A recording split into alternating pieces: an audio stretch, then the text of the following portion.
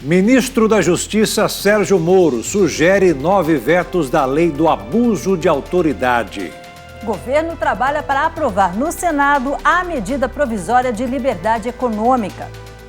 Com receio de perder benefícios com a reforma da Previdência, promotores e procuradores aceleram aposentadorias. Banco do Brasil e Caixa começam a pagar as cotas do Fundo PIS/PASEP. Bombeiros lutam contra um grande incêndio em Ilha Espanhola. Estrangeiros aprendem língua portuguesa de graça em Universidade do Centro-Oeste. Moradores de Goiânia transformam espaços vazios nas calçadas em hortas. Agora no Jornal das 22.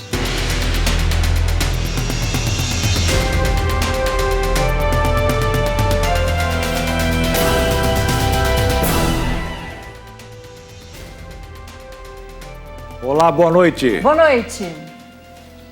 A reforma da Previdência e a tributária vão movimentar o Senado nesta semana. As duas propostas estão na Comissão de Constituição e Justiça e vão ser debatidas em audiências públicas. Já na Câmara, a expectativa é que haja votação do projeto de lei proposto pelo governo ao Congresso e que trata do registro, porte e comercialização de armas de fogo e munição.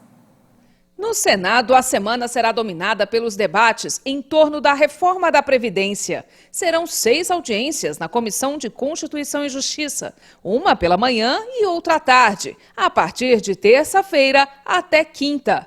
Foram convidados para essas discussões representantes da sociedade civil, de entidades sindicais, patronais e dos trabalhadores, da OAB, de universidades e especialistas no assunto. Também na CCJ começaram hoje os debates sobre a proposta de emenda à Constituição que traz mudanças no sistema tributário nacional. O emprego no Brasil, para gerar um emprego no Brasil, é muito caro.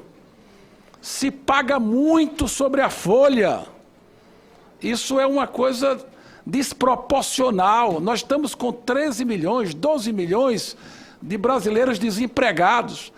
E o empreendedor, o empresário que quiser empregar, paga uma fortuna para cada 100 de salário, paga mais 110 de tributos, de contribuição. Essa reforma tributária, ela tem um olhar mais para fora, como disse Vossa Excelência, para a sociedade, diferente da outra, que tem um objetivo mais de focar na despesa, para estancar uma sangria. É uma espécie de pé no freio, um freio de arrumação. Um outro tema, também de relevância, está previsto para ser votado no plenário da Casa ainda essa semana. É a medida provisória que trata da liberdade econômica e que pode perder a validade no dia 27 desse mês. O governo aposta nessa MP para ajudar na recuperação da economia. Entre outros pontos, a matéria prevê mudança na CLT para regular o trabalho aos domingos. E assim como na Câmara dos Deputados, os senadores governistas e da oposição discordam bastante sobre o tema. O que nós lamentamos é que ela chegará muito tarde ao Senado, com pouco tempo, e nós não teremos a possibilidade de buscar o seu aprimoramento. Mais uma vez, nós estaremos no canto do ringue. Ou aprovamos ou rejeitamos. Essa medida provisória da liberdade econômica, que na verdade é uma mini reforma trabalhista. O mais importante que nós temos que pensar no Brasil é que nós temos 13 milhões de desempregados. Nós precisamos abrir esse país, facilitar esse país para que mais empregos sejam gerados, porque o primeiro e o mais sagrado direito do trabalhador é ter trabalho. Mas não é só no Senado que a semana será movimentada. Aqui na Câmara dos Deputados, a previsão também é de votações importantes. Uma delas deve ocorrer nesta terça-feira, que é o projeto de lei que o governo encaminhou para o Congresso, que trata do registro, porte e comercialização de arma de fogo e munição.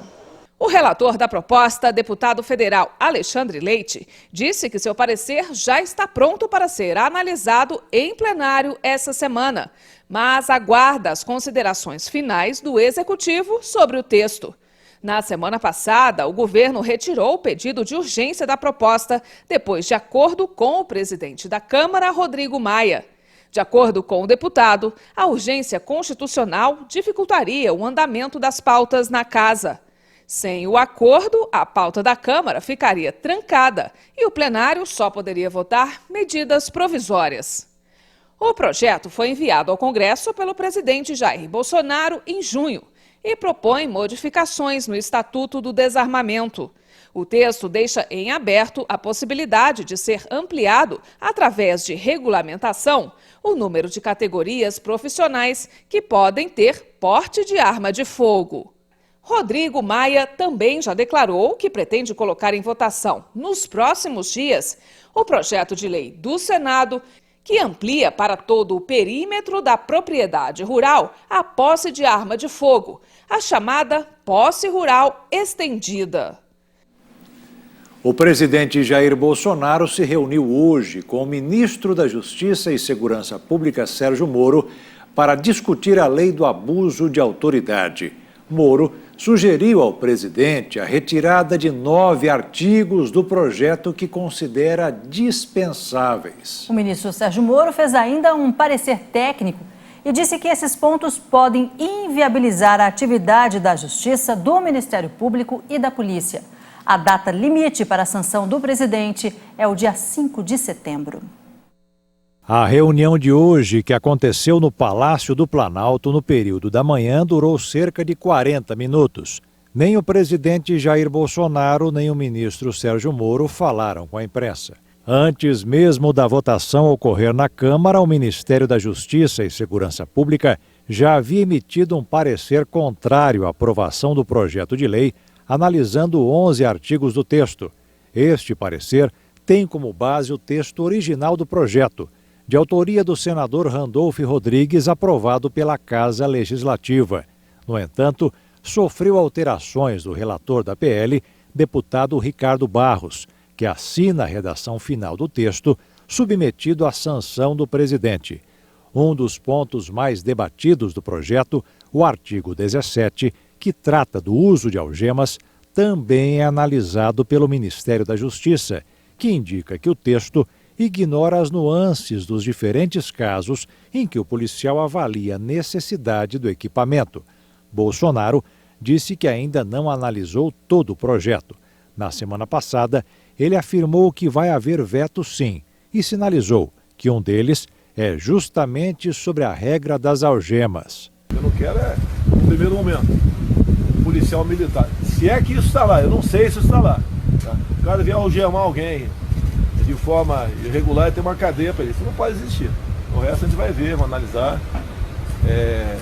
vetando ou sancionando, ou vetando parcialmente. Eu vou levar pancada, não tem como, eu vou apanhar de qualquer maneira. Muitas vezes sim ou não, ou abstenção você apanha. A articulação no Congresso é importante porque mesmo se o presidente vetar pontos da lei, os parlamentares podem derrubar os vetos numa sessão conjunta da Câmara e do Senado e os artigos voltariam a valer. O texto do projeto sobre o abuso de autoridade foi aprovado pela Câmara na última quarta-feira, dia 14. Bolsonaro terá 15 dias para sancionar todo o texto, vetar trechos ou vetar integralmente. A data limite é 5 de setembro. No Supremo Tribunal Federal, tem uma ação de deputados do Partido Novo que pede uma nova votação do projeto de abuso de autoridade. A legenda argumenta que houve ilegalidade porque os deputados foram impedidos de realizar votação nominal. O relator da ação é o ministro Gilmar Mendes. O julgamento ainda não foi marcado.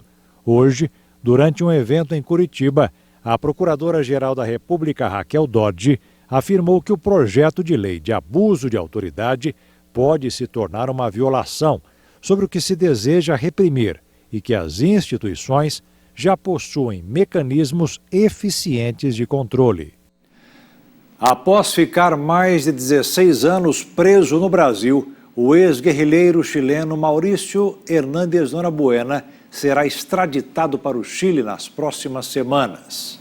Ele cumpre pena de 30 anos de prisão pelo sequestro do publicitário Washington Oliveto em 2001, na capital paulista.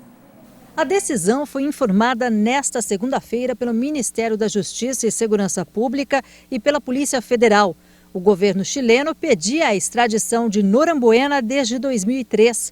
O Supremo Tribunal Federal, em 26 de agosto de 2004, autorizou o envio do ex-guerrilheiro para seu país de origem. Mas as condenações de prisão perpétua por assassinato e sequestro no Chile foram substituídas por uma pena de 30 anos no Brasil. Como o Chile até então não aceitava a condição imposta pelo STF, Norambuena cumpria no Brasil a pena pela condenação do sequestro do publicitário Washington Oliveto. Mas, segundo o Ministério da Justiça, as autoridades chilenas concordaram em seguir as regras penais brasileiras previstas para extraditar o criminoso. Em janeiro deste ano, Maurício Hernandes já havia deixado o Presídio Federal de Mossoró, no Rio Grande do Norte, no qual ficou 16 anos em regime de isolamento, e foi para a Penitenciária Estadual de Avaré, no interior paulista. A Justiça de São Paulo aceitou o pedido da defesa do ex-guerrilheiro, que alegava que ele não representava mais riscos para a sociedade e que não pertencia a uma facção criminosa. Maurício Hernandes Norambuena ficou conhecido no Brasil após sequestrar o publicitário Washington Oliveto em 11 de dezembro de 2001 em Higienópolis, bairro nobre da capital paulista. Mais 5 pessoas participaram do crime. Em 2 de fevereiro de 2002, o publicitário foi libertado pela polícia após 53 dias de cativeiro numa casa no Brooklyn, zona sul de São Paulo. Não houve pagamento do resgate de 10 milhões de reais exigido pelos sequestradores. E o tempo deu o que falar hoje na capital paulista. Aliás, Regina, eu queria sair de um prédio para o outro, mas eu fiquei assim, desconfiado. Pensei que ia cair um temporal, ia acontecer alguma coisa na cidade. Foi só ventania e aquele momento assim, negro, não é? Céu escuro, parecia noite. Parecia noite, ficou muito esquisito. Eu também estava lá com o meu guarda-chuva tiracolo, mas só foi garoinha. Mas ainda bem que eu levei, porque a garoinha também incomoda, né? Ainda bem. Agora, segundo os meteorologistas, o que aconteceu é que uma nuvem muito baixa e profunda encobriu toda a capital. Ou seja, a gente ficou dentro de uma nuvem escura, olha só. Que curioso isso, né? E essa nuvem se formou a partir de ventos bastante úmidos vindos do sudeste e também do sul. De acordo com o Centro de Gerenciamento de Emergências Climáticas, por conta do tempo úmido e da entrada de ar de origem polar, a temperatura caiu moderadamente desde as primeiras horas da madrugada desta segunda-feira. O Instituto Nacional de Meteorologia informou que, além da frente fria, a escuridão também foi causada pela fumaça de incêndios florestais. Segundo o IMET, a fumaça é produzida por incêndios que acontecem na região amazônica e na Bolívia. Com isso, a fumaça se misturou ao ar frio e úmido que está no litoral de São Paulo e causou a escuridão. Além disso, a cidade está dentro de uma nuvem por causa da atuação de 2 massas com temperaturas diferentes. O Instituto Climatempo informou que, no final de semana, a direção do vento levou a fumaça para o sul do Brasil. Com a chegada da frente fria no sudeste, a fumaça começou a ser direcionada para o estado de São Paulo. E a capital terá o tempo fechado nos próximos dias. Então, é bom paulista continuar com os casacos preparados. Durante a semana, os termômetros terão máximas de até 20 graus e mínimas de 13.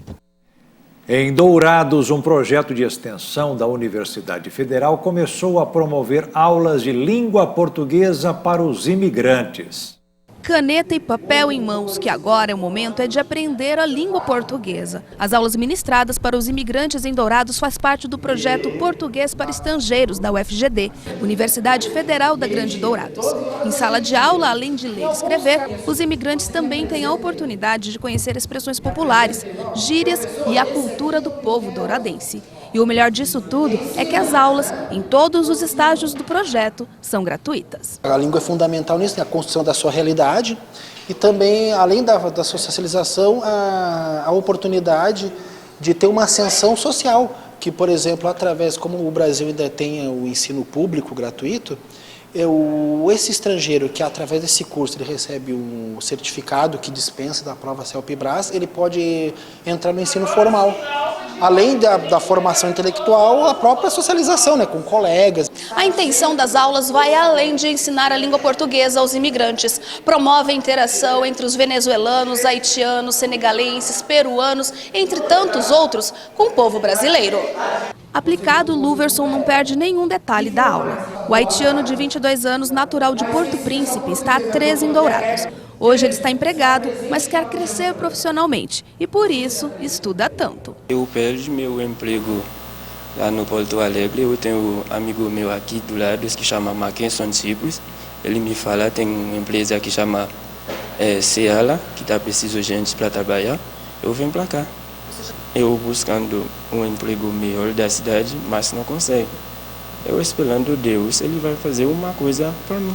Dourados é uma das cidades brasileiras que mais recebe imigrantes. Aqui no município, de acordo com a última contagem, moram pelo menos 1.200. E veja a seguir, o pagamento do PIS/PASEP deve movimentar 18 bilhões de reais. E ainda na Espanha, incêndio numa ilha já atingiu mais de 3.400 hectares.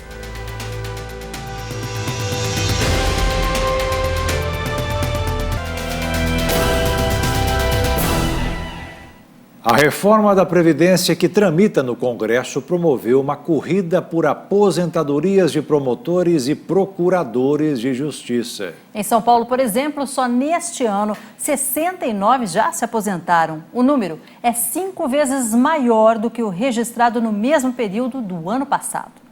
De acordo com um levantamento do jornal Estado de São Paulo, 63 promotores e procuradores paulistas se aposentaram este ano. Ainda segundo o jornal, o motivo seria o receio que a categoria tem de perder os benefícios da profissão com a reforma da Previdência. A corrida por aposentadorias não está restrita apenas ao Ministério Público de São Paulo. Dados do Conselho Nacional de Procuradores Gerais do Ministério Público dos Estados e da União apontam pelo menos 110 aposentadorias de promotores e procuradores em outros estados. Minas Gerais e Rio de Janeiro são os destaques da lista. A reforma da Previdência está em debate no Senado e deve ser concluída em outubro. E começou hoje o saque das contas do fundo PIS/PASEP para quem tem conta corrente ou poupança na Caixa Econômica e também no Banco do Brasil. O pagamento poderá movimentar até 18 bilhões de reais. Quem trabalhou com carteira assinada entre 1971 e 4 de outubro de 1988 e ainda não sacou o dinheiro, tem direito ao benefício. PIS/PASEP são contribuições sociais recolhidas pelas empresas. O Banco do Brasil é responsável pelo pagamento do PASEP, que é um benefício do trabalhador do setor público. E a Caixa Econômica Federal é responsável pelo pagamento do PIS, recurso de empresas privadas. Mais de 10 milhões de trabalhadores vão poder sacar o dinheiro do PIS. Correntistas do Banco do Brasil e da Caixa Econômica Federal já podem fazer o saque em qualquer casa lotérica ou nas próprias agências. Com uma medida provisória, o governo liberou o pagamento do fundo para todas as idades e sem prazo final para a retirada. Quem não é cliente da Caixa e tem mais de 60 anos pode sacar a partir do dia 26 de agosto. Pessoas com até 59 anos e sem conta na Caixa, o saque estará liberado a partir do dia 2 de setembro. Já quem tem direito a cotas do PASEP e não tem conta no Banco do Brasil, poderá transferir até R$ 5.000 através da internet pelo site do Banco do Brasil ou pelos caixas eletrônicos a partir desta terça-feira. Herdeiros e portadores de procuração legal terão o saque liberado nas agências do Banco do Brasil a partir do dia 22 de agosto. E para consultar o saldo do fundo PIS/PASEP, é só acessar os sites da Caixa ou do Banco do Brasil. E com o número do CPF, é possível saber se você tem dinheiro liberado. Desde sábado, bombeiros tentam controlar o incêndio que atingiu a ilha de Gran Canária, na Espanha. O fogo afeta a região central da ilha. Mais de 3.400 hectares já foram queimados. Bombeiros continuavam lutando contra um grande incêndio na ilha espanhola de Gran Canária. As chamas eram tão altas que até mesmo os aviões que lançavam água não puderam operar. 5.000 pessoas foram evacuadas devido ao devastador incêndio que atinge a região desde sábado. Mais de 3.400 hectares foram afetados, segundo autoridades. Mais de 600 agentes e 11 veículos aéreos foram mobilizados no combate às chamas. Pelo menos 10 estradas foram bloqueadas nesta ilha do arquipélago no Oceano Atlântico. As previsões meteorológicas indicam que o fogo pode queimar ainda por vários dias antes de ser controlado. As chamas já afetaram o Parque Natural do Tamadaba, importante reserva de árvores autóctones canarinos. O O incêndio começou 5 dias após os bombeiros conseguirem conter outro foco na mesma região do arquipélago e que também implicou a retirada de centenas de pessoas. A chanceler alemã Angela Merkel e o primeiro-ministro húngaro Viktor Orbán celebraram nesta segunda-feira o 30º aniversário do fim da Cortina de Ferro. A comemoração é uma demonstração da vontade de acentuar o que une os europeus e não o que os divide. Nas nossas relações bilaterais podemos falar abertamente sobre esses assuntos. Também estamos certos que, como europeus, e isso que nos une no bloco, vamos ter um grande peso se apresentarmos soluções conjuntas, e por isso esperamos que a nova Comissão Europeia possa superar as antigas divisões.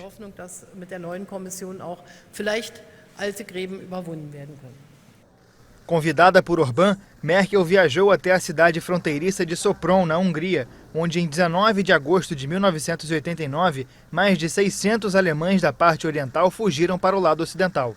O evento foi uma fissura crucial na Cortina de Ferro, fruto de uma divisão ideológica e depois física estabelecida na Alemanha após a Segunda Guerra Mundial. Nos últimos anos, a política europeia de concessão de asilo gerou duros atritos diante das posturas divergentes de Merkel e Orbán no auge da onda de refugiados de 2015. Enquanto a chanceler conservadora se posicionou por uma política mais generosa, o premier húngaro defendeu uma rejeição categórica da imigração. E veja a seguir: a previsão do crescimento econômico aumenta e da inflação cai.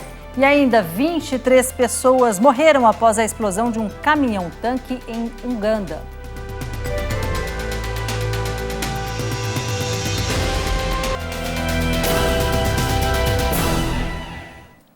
O relatório Focus do Banco Central reduziu a estimativa de inflação para 2019. O boletim ainda trouxe uma boa notícia para o país: a elevação da previsão de crescimento da economia neste ano. Analistas do mercado financeiro baixaram a estimativa de inflação de 3,76% para 3,71% este ano. Foi a segunda queda seguida do indicador. Com isso, a expectativa de inflação do mercado segue abaixo da meta central, de 4,25%. Para 2020, o mercado financeiro manteve a estimativa de inflação em 3,9%. No próximo ano, a meta central da inflação é de 4%. Para manter esse valor, o mercado terá que oscilar o IPCA entre 2,5% e 5,5%. Para 2019, é esperado uma alta do PIB de 0,81% para 0,83%. Já para 2020, a previsão de crescimento do PIB é de 2,1% para 2,2%. O relatório Focus é o resultado de um levantamento feito com mais de 100 instituições financeiras mensalmente. E uma pesquisa da Associação Brasileira de Comércio Eletrônico mostra que as lojas online devem lucrar 80 bilhões de reais em vendas neste ano. A estimativa é que até o fim do ano o comércio eletrônico arrecade 265 milhões de pedidos. Se o volume de vendas continuar até o final de 2019, o lucro do setor será de 80 bilhões de reais, um crescimento de 16% comparado com o ano passado. O valor é o maior desde 2015. Até o final do ano, o número de lojas virtuais deve chegar a 87 mil. As micro e pequenas empresas devem aumentar sua participação no faturamento e atingir 29%. É esperado que 33% dos consumidores façam compras a partir de smartphones e tablets. O otimismo dos empresários do setor com os rumos da economia, somado com a elevação da confiança do consumidor, são alguns dos fatores que contribuem para a projeção do crescimento expressivo para este ano. No mercado financeiro, o dólar fechou em alta nesta segunda-feira. A moeda norte-americana subiu 1,60% e encerrou o dia cotada a R$ 4,068 na venda. 23 pessoas morreram após a explosão de um caminhão-tanque em Uganda. O motorista perdeu o controle e bateu em outros 2 veículos de transporte público. A explosão de um caminhão-tanque deixou vários mortos em Uganda. O veículo se chocou contra outros 3 carros em uma estrada movimentada do país. O acidente aconteceu na noite de domingo no centro comercial Kiambura, uma área montanhosa perto do Parque Nacional Queen Elizabeth. De acordo com a polícia local, a batida do caminhão levou a várias explosões que queimaram ainda 25 pequenas lojas. Várias vítimas morreram na hora e algumas foram levadas ao hospital, mas não resistiram. Em 2002, 70 pessoas morreram quando um caminhão de petróleo bateu em um ônibus em Rutoto. Em 2013, outras 33 perderam a vida em uma explosão depois que um caminhão-tanque capotou e muitos moradores correram para o local para pegar combustível. O acidente em Uganda aconteceu 8 dias depois que um caminhão de transporte de combustível explodiu na Tanzânia. A tragédia resultou em 95 mortos que se aglomeravam no local para tentar pegar gasolina. E veja a seguir, pesquisa mostra a qualidade das aulas à distância. E ainda em Goiânia, moradores criam horta comunitária em plena calçada.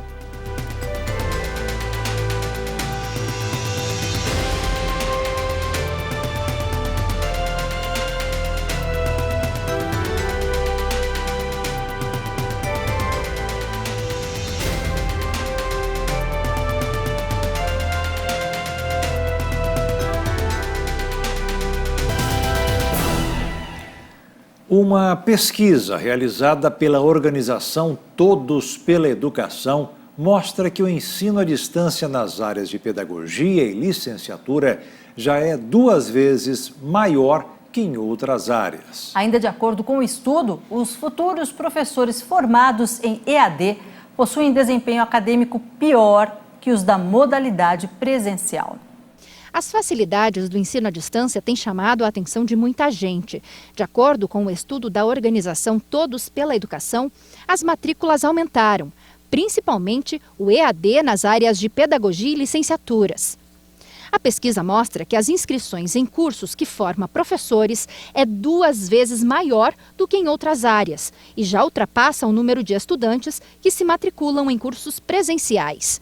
Só que, de acordo com a pesquisa, esse é um dado preocupante. A profissão de professor é essencialmente uma prática, ou seja, o professor tem que estar preparado para quando ele entra em sala de aula, ele saiba como passar o conteúdo para os alunos, qual o tipo de aluno que ele tem.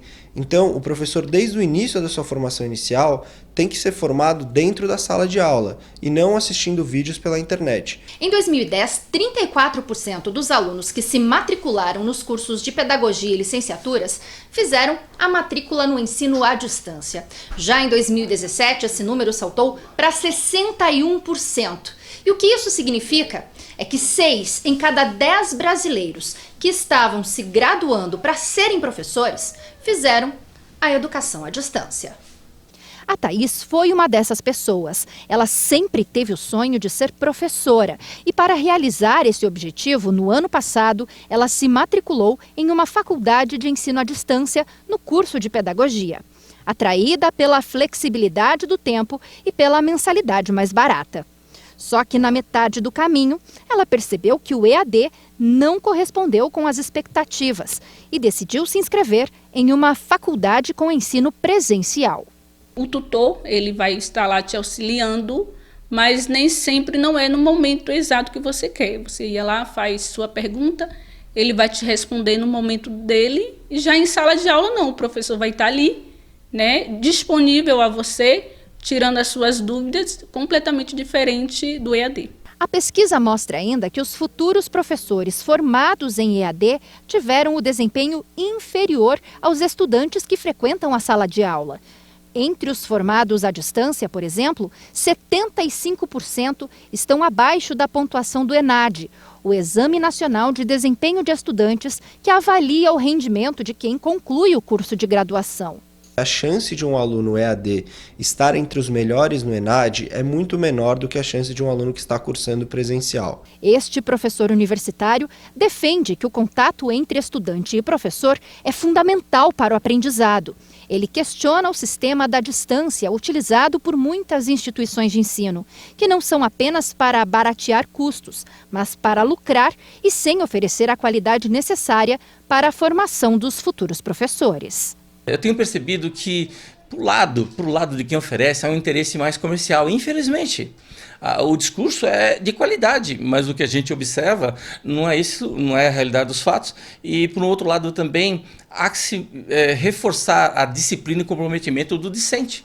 E por uma série de fatores sócios, econômicos e também de costume, existe essa dificuldade que muitos brecam no meio do caminho e desistem dos cursos, né? E a questão da interatividade, da relação pessoal, do olho no olho, do tete a tete, não tem a menor dúvida, e mais alguns colegas também, a maioria, que é fundamental. Não estou dizendo para descartar o EAD, a questão é da qualidade com que se observa o resultado de um processo de ensino-aprendizagem à distância. Esse é o maior problema, né? Aí a pessoa quer algo rápido e barato. Eu estive observando, tem cursos de pedagogia de R$ 139 a mensalidade, o que é um absurdo.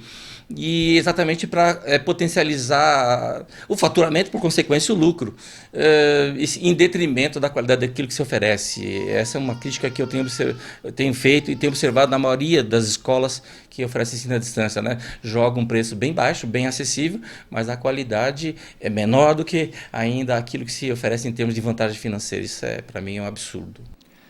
O Instagram já começou a trabalhar com recurso para denunciar postagens com informações falsas. Até o final do mês, a ferramenta deve estar disponível para todos. Ainda em fase de testes, a nova ferramenta apresenta o botão denunciar para ser acionado quando a publicação for suspeita. Os conteúdos vão ser revisados por uma equipe de verificadores de dados da empresa e a opção deve estar disponível para todos os usuários da rede social até o final do mês. O Facebook, empresa dona do Instagram, está tomando medidas contra campanhas fraudulentas com orientações específicas e contra publicações falsas. Comentários sobre a nova ferramenta vão ser usados como material para alimentar o programa de inteligência artificial, que vai detectar e avaliar informações falsas sem que elas sejam relatadas. Ô, Jaqueto, estou com uma informação aqui. Por acaso você já teve uma horta, já plantou, achou difícil? Já tive no quintal de casa, mas faz tempo. Era um quintal grande. Grande. Você sabe que hoje em dia não é mais necessário ter um espaço grande para fazer uma horta, porque a criatividade do povo está cada vez maior. Algumas pessoas conseguem cultivar alimentos saudáveis e sem agrotóxicos em espaços mínimos. Olha, quem entrou nessa onda mesmo foi o pessoal lá de Goiânia, de um bairro de Goiânia. Eles decidiram se unir para plantar verduras em espaços vazios, sabe onde? Na calçada da rua onde moram. Veja só. Salsinha, cebolinha, couve chinesa, agrião, jiló, espinafre, 3 tipos de alface. Tudo que uma horta de primeira precisa. A diferença aqui é que ela não está em uma chácara, fazenda e muito menos na área rural. Essa hortinha está na calçada dos moradores da Rua Sevilha, no Jardim Europa, em Goiânia. A ideia partiu do Rodrigo e do Adriano. E o projeto não surgiu à toa. O que eles buscavam era a mudança do ambiente, que não estava tão bem tratado assim. O início da ideia foi para tentar limpar esse pedaço de rua aqui, que alguns moradores sempre insistiam em jogar restos de construção, lixos, né? E tínhamos muito caso de dengue, insetos. E numa das vezes que a prefeitura raramente limpou, nós aproveitamos que estava limpo e começamos colocar pneus, algumas plantas ornamentais para impor respeito no terreno, né? Primeira preocupação com a limpeza, né? E aí quando a gente pensou na horta, como é uma calçada, a gente também tem que dar acesso, né, às pessoas que, apesar de não ser calçamento, ser terra, né? A gente tinha preocupação de montar de um aspecto que principalmente a parte de verdura e algumas frutíferas que a gente põe, mas que não vai prejudicar o calçamento, né, a passagem do público, né? Todos os dias, o Rodrigo, que mora bem em frente, atravessa a rua para molhar as plantas. A limpeza e o manejo dos canteiros é feito em regime de mutirão. Nós visitamos o local em um dia de semana, então o movimento era pequeno. Mas eles contam que quase todos os sábados, um grupo de moradores se reúne para fazer o trato correto das plantas. E a ideia já chama a atenção de moradores de outras regiões. Está todo mundo participando, sempre o pessoal para aqui na rua, quer saber onde mora, quem começou o projeto da horta, quer saber como funciona, quer fazer na rua dele. Então, assim, é quase diário o pessoal fazendo a pergunta quem que cuida, quem que começou. Eu quero fazer na minha rua, eu quero fazer na minha cidade. Foi contaminando, está contaminando. E é isso que a gente quer, né? Construir mais o verde, conscientizar mais a pessoa da necessidade que nós, humanos, fazemos parte da natureza. Nós não somos separados da natureza, nós somos totalmente integrados à natureza. A horta ajudou ainda a criar mais interação entre os próprios moradores. Eles contam que qualquer um pode vir aqui e colher o que precisa para as refeições. Mas claro, sempre com moderação. Na realidade, é até meio que aberto ao público. Muitas pessoas, quando passam na rua ou quando eu estou molhando, às vezes alguns já têm até liberdade, já me conhecem, já chamam na minha casa. Ô, Rodrigo, dá para colher alguma coisa para mim aqui? Eu sempre saio, colho, pego, né, passo para essas pessoas. Mas não tem uma regra assim bem pré-estabelecida. A ideia é mesmo, está no ponto de consumo, qualquer morador está apto a vir, né, e fazer essa colheita, está liberado. O interessante é que a pessoa vem assim, ela pega realmente só para o almoço, pega. Esse dia chegou uma senhora aqui que não era da região, né? Ela chegou com sacola e foi enchendo aí. A esposa falou para ela, só vai devagar que vocês. Senão a senhora leva a horta toda. Não é feira, é só para... Mas deu certo, é muito bom. O primeiro plantio aconteceu há cerca de 6 meses, ainda nos pneus. Depois, eles aumentaram o projeto com a ideia dos caixotes com madeira reciclada. Isso é muito importante, todo o material utilizado aqui vem de reciclagem. A ideia deu tão certo que se espalhou e hoje 2 pontos da rua já tem a horta comunitária. Você pensa que eles estão satisfeitos? Nada disso. Agora, a ideia é criar um projeto para todas as pontas de rua. A outra parte da quadra, na parte de cima, na primeira semana eles já vieram conversar com a gente, ver se a gente podia dar um suporte e ajudá-los a fazer a mesma coisa na parte de cima da quadra. E foi feito, e isso já vai para mais de 6 meses que nós já estamos colhendo hortaliças aqui. Todo dia tem hortaliça pronta para ser consumida. A hortinha hoje é motivo de orgulho para os moradores da Rua Sevilha. E quem passa por aqui, é claro, sempre fica motivado em copiar a ideia. Recentemente recebemos aqui um amigo de Belo Horizonte. Aí minha esposa falou, não, espera, na hora do almoço, ele gosta muito de verdura, não fala nada não. Aí eu vou falar que não tem nada, eles nós vamos convidá-los ali para... Aí eles tinham parado o carro e não viram aqui a horta. Aí chegou na hora, convidou-os para vir até aqui, mas eles ficaram maravilhados, não acreditaram. Com essa pequena iniciativa, eles ainda têm a oportunidade de criar a consciência ambiental em jovens e adultos. Isso que é interessante, o belo está aí, né? A gente fala da sementinha do bem, plantar a sementinha do bem, é isso que é interessante. Primeiro, né, se propor a mostrar para as pessoas numa capital, que normalmente as pessoas, nem todo mundo teve essa oportunidade de estar numa roça, né, numa hortaliça, ver a planta crescer, tomar forma, né. Então, principalmente para as crianças que nasceram na capital, que estão aqui, não têm essa consciência, não vivem isso, né. Então é uma oportunidade ímpar para a gente estar fazendo isso é muito legal. E o Jornal das 22 termina aqui. Tenham todos uma ótima noite. A gente se vê amanhã. Boa noite. Fique na paz. Tchau.